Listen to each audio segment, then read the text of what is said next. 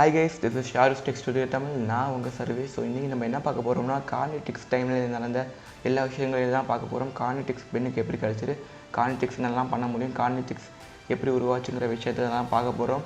So இதை பார்க்கறதுக்கு முன்னாடி இன்னும் நம்ம சேனலுக்கு சப்ஸ்கிரைப் பண்ண பண்ணிங்கன்னா மறக்காம சப்ஸ்கிரைப் பண்ணிவிட்டு பக்கத்தில் பெல் ஐக்கனை கிளிக் பண்ணிங்கன்னா நம்ம ரெகுலராக போடுற வீடியோ ஷார்ட்ஸ்லாம் உங்களுக்கு நோட்டிஃபிகேஷனாக வந்துடும். அண்ட் இந்த வீடியோ பிடிச்சிருந்தா மறக்காம ஒரு லைக்காக போட்டு உங்கள் ஃப்ரெண்ட்ஸ்க்கெலாம் ஷேர் பண்ணுங்கள், அவங்களுக்கு கார்னிடிக்ஸ் பற்றி தெரிஞ்சுக்கிட்டோம்.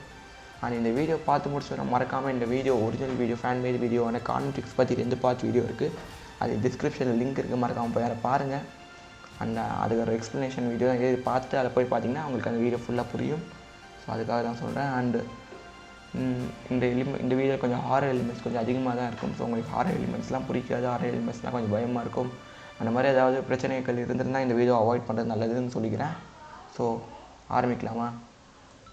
வீடியோட ஓப்பனிங்லேயே ஆஸ்மத்தை தான் காட்டியிருப்பாங்க. ஆஸ்மத் அவரோட பிக்கஸ்ட் இன்வென்ஷனான கார்னிடிக்ஸை பார்த்துக்கிட்டு இருக்காரு. அதை ஒரு வேளை கம்ப்ளீட் பண்ண போகிறோங்கிற சந்தோஷத்துலையும் யூனிவர்ஸ் அழிக்க போகிறோங்கிற சந்தோஷத்துலையும் சிரிக்கிறாரு. ஆனால் அந்த சந்தோஷத்தை கெடுக்கிற மாதிரி வெளில ஒரு சத்தம் கேட்குது.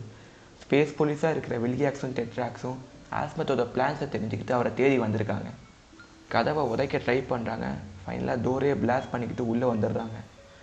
ஆனால் அவங்க உள்ளே வரதுக்குள்ளே ஆஸ்மத் ஆல்ரெடி அவரோட வாழ்க்கையை முடிச்சுக்கிட்டாரு. கார்னிடிக்ஸை one of the weakest beings இருக்கிற கிரகன்னு அவரை நினச்ச இடத்துக்கு அனுப்பி வச்சுட்டாரு. அவர் பக்கத்தில் ஒரு குறிப்பையும் எழுதி வச்சுருந்தார். அந்த குறிப்பில் என்ன இருந்ததுன்னா, என்னால் இந்த யூனிவர்ஸ்க்கு வழியை கொடுக்க முடியலன்னா வேறு யாராவது அதை கொடுப்பாங்க. வீட்டில் சம்மர் வெக்கேஷனுக்கு வந்திருந்த பென் டெனிசன் ஒரு காற்று பக்கம் நடந்து போயிட்டு இருந்தார். அப்போ தான் ஷூட்டிங் ஸ்டார்னு நினச்சி பார்த்துட்டு இருந்த கார்னிடிக்ஸோட அந்த பாது அவரை நோக்கி விழுந்தது. என்னென்னு கிட்டக்க பார்த்தப்ப அந்த பாது ஓப்பன் ஆச்சு. உள்ளே இருக்கிற கார்னிடிக்ஸ் கிட்ட சூட்டபிள் ஹோஸ்ட் இருக்கிறத ஐடென்டிஃபை பண்ணிடுச்சு. கார்னிடிக்ஸ் ஜம்ப் பண்ணி பென்னோட கை மேலே ஒத்திக்கிச்சு. கார்னிடிக்ஸ் அதோட டென்த்துக்குள்ள பென்னோட ஸ்கின்னை தொலைச்சிக்கிட்டு உள்ளே போச்சு. பென் வழியில் கத்துறாரு. பென்னை ரொம்ப நேரமாக காணுமேன்னு தேடி வந்த குவென் பென் கத்துறதை கேட்டு கிட்டக்க வராங்க. கார்னிடிக்ஸ் 20 மீட்டர் டிஸ்டன்ஸில் யார் கிட்டக்க இருந்தாலும் அவங்க டேஞ்சர்னு ஆட்டோமேட்டிக்காக சென்ஸ் பண்ணி ஆக்டிவேட் ஆகிடும்.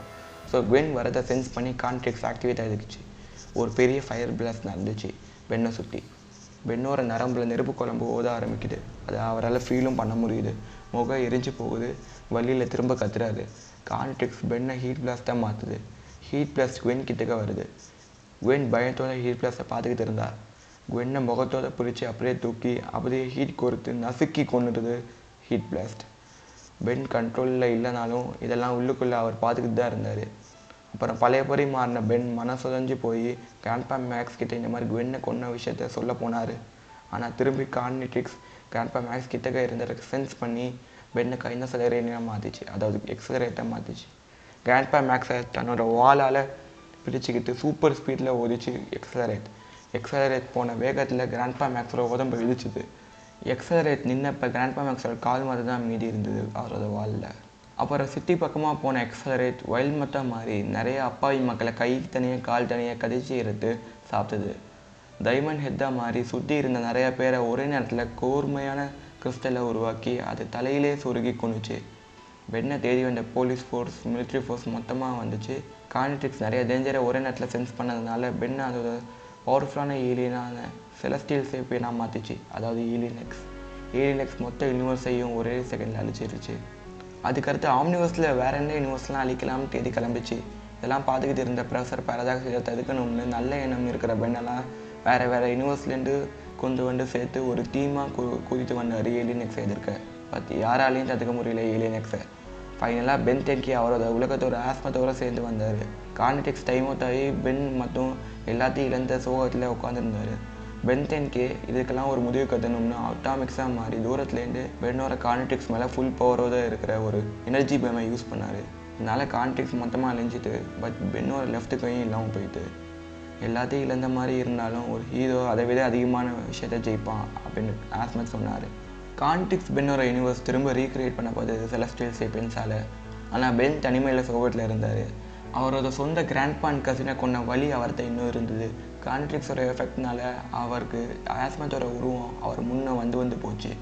அவர் ஏலியனாக மாதிரி எதுவுமே செய்ய முடியாமல் உள்ளுக்குள்ளே இருந்துக்கிட்டு தன்னோட கையால் மக்களை கொன்னதெல்லாம் அவர் கண்முனை வந்து போச்சு.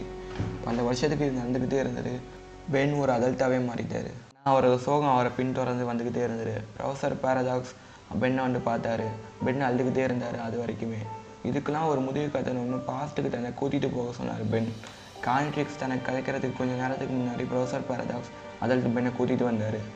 அதல்ட் பென் 10 year old பென் கான்ட்ரிக்ஸ் எடுக்க போகிறதுக்குள்ளே அவர் கையை பிரிச்சிட்டாரு.